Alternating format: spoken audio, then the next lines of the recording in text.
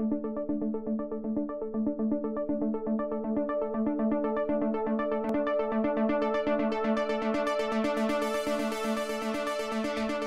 important to define the term buzz. When I talk about buzz, I talk about something very specific. It's all the person-to-person communication about a brand. So I'm not talking about media buzz. I'm not talking about when you talk to your customers through social media. Really, I'm talking about what can we do to stimulate customer A to tell customer B about our product. 73% of word of mouth is still face-to-face. 17% is on the phone, and only 10% is online. Now, I'm not saying that this is more important necessarily, because I would argue that the 10% online is actually very important in accelerating word of mouth. But when we look at the sample, this is what we get. What do you think there is more, positive or negative? Actually, most of word of mouth is positive.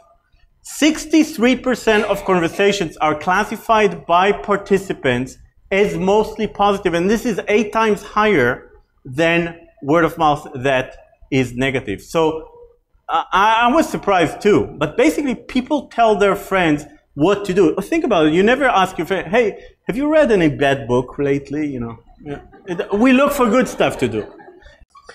Use mass media, and I always almost feel silly telling you that because this is what you do, but I want to reassure you that actually people talk a lot about what they see in the media.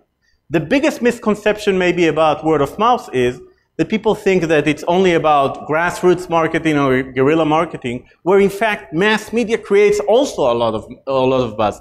On any given day, 55% of Americans have at least one conversation related to media and entertainment. And the average, by the way, is 2.8. So we talk a lot about what we see in the media. So people will tell you about social media. It's only about social media. Mass media is still key. A lot of what we learn in the world is actually not through words. It's us observing what someone else is wearing, or a car that they're driving, or a new gadget. Visual buzz is extremely important. I actually argue will become even more important in the coming years. So my first strategy is create opportunities for visual buzz. What do I mean by this?